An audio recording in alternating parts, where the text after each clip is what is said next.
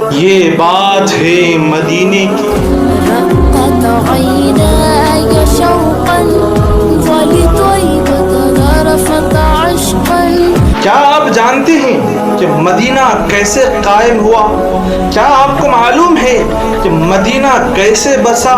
کیا آپ جانتے ہیں کہ مدینے کی آبادی کیسے آباد ہوئی؟ کیا آپ جانتے ہیں کہ مدینے میں سب سے پہلا کون لوگ رہنے آئے؟ کیا آپ جانتے ہیں کہ مدینے میں سب سے پہلے کون لوگ بسے؟ آئیے جانیے آج مدینے کی آبادی کی کہانی۔ والاسلام دینی۔ یہ بات ہے حضرت موسیٰ علیہ السلام کے دور کی، جب حضرت موسیٰ علیہ السلام ملک شام سے مدینہ منورہ ہوتے ہوئے مکہ مکرمہ آتے ہیں حج ادا کرنے کے لیے۔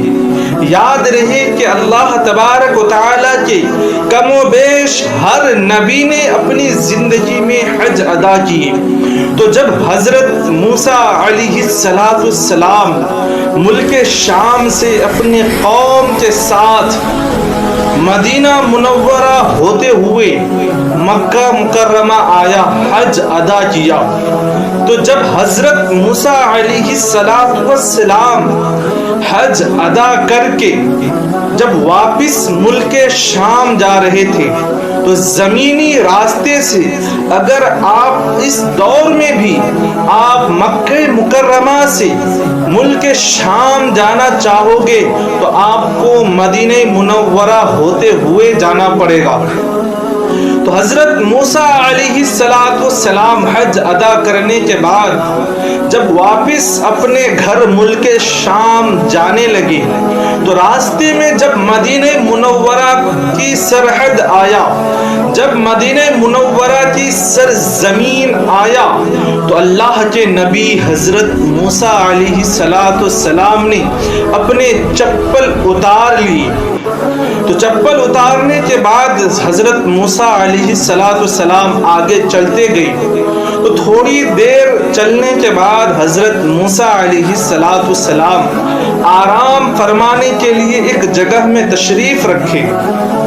تو حضرت موسیٰ علیہ السلام کے قوم نے حضرت موسیٰ علیہ السلام سے پوچھا، اے اللہ کے جلالی نبی حضرت موسیٰ، آپ نے پورا سفر چپل پہن کر کیے، لیکن آپ نے یہاں پر اپنا چپل اتار دیے، ایسا کیا ہے اس زمین پر؟ تو حضرت موسیٰ علیہ السلام نے اپنے قوم سے فرمایا کہ میری قوم سن لو کہ یہ زمین ایک ایسی زمین ہے جس زمین کو اللہ تبارک و تعالی نے جنت سے بھی زیادہ افضل بنایا۔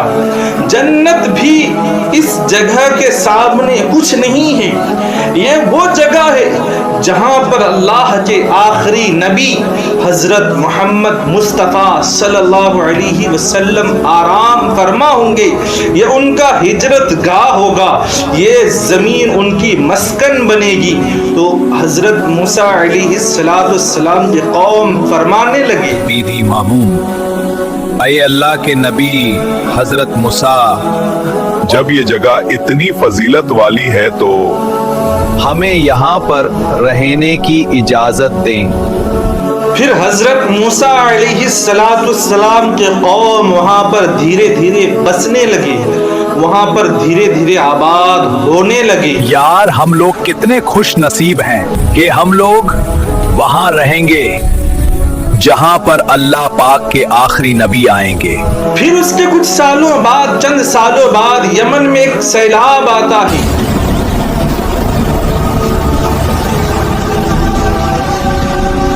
جسے سیلاب ارم کہا جاتا ہے۔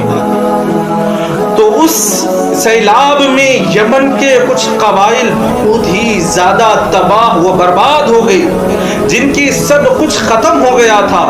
پھر ان دو قبائل جن کا نام ہے اوس اور خزرج، وہ دونوں قبائل ہجرت کر کے پھر یثرب میں آنے لگے۔ یاد رہے کہ مدینہ منورہ اسلام پھیلنے کے بعد اس سرزمین کا نام ہوا، لیکن اسلام سے پہلے مدینہ منورہ کو یثرب کے نام سے جانا اور پہچانا جاتا تھا۔ ان خطوں کو، جن خطے میں، جن علاقے میں مدینہ منورہ آباد ہے، جن علاقوں کو مدینہ منورہ کہا جاتا ہے، وہ اسلام سے پہلے صرف یثرب کہلاتا تھا۔ اللہ تبارک و تعالی نے میرے آقا مصطفیٰ جان رحمت صلی اللہ علیہ وسلم کے نام محمد کے میم کی برکت سے اس کو مدینہ منورہ بنایا۔ تو میرے عزیز، یہ ہے مختصر کہانی مدینہ منورہ آباد ہونے کی۔ اس کے بعد بھی بہت سال بعد میرے آقا مصطفیٰ جان رحمت صلی اللہ علیہ وسلم اس سرزمین میں تشریف لائے۔ اس سے بعد بھی اور بہت سارے ڈھیروں کہانیاں ہیں مدینہ منورہ آباد ہونے کے اوپر۔ بادشاہ طبا اور بھی بہت سارے قبائل کے واقعات ہیں، اور انشاءاللہ تعالی ان کا پارٹ 2 بھی آئے گا۔ تو آپ سے گزارش ہے کہ آپ چینل کو سبسکرائب کریں، اور انشاءاللہ تعالی بہت ہی جلد اس کا پارٹ 2 بھی آئے گا انشاءاللہ تبارک و تعالی۔ آپ اپنے دوستوں تک بھی مدینہ منورہ کی ہسٹری کو پہنچائیں، اور آپ بھی بخوبی اس چیز کو سمجھنے کی کوشش کریں، اور آپ سے التجا ہے، آپ سے گزارش ہے کہ آپ چینل کو سبسکرائب کریں۔ السلام علیکم ورحمۃ اللہ۔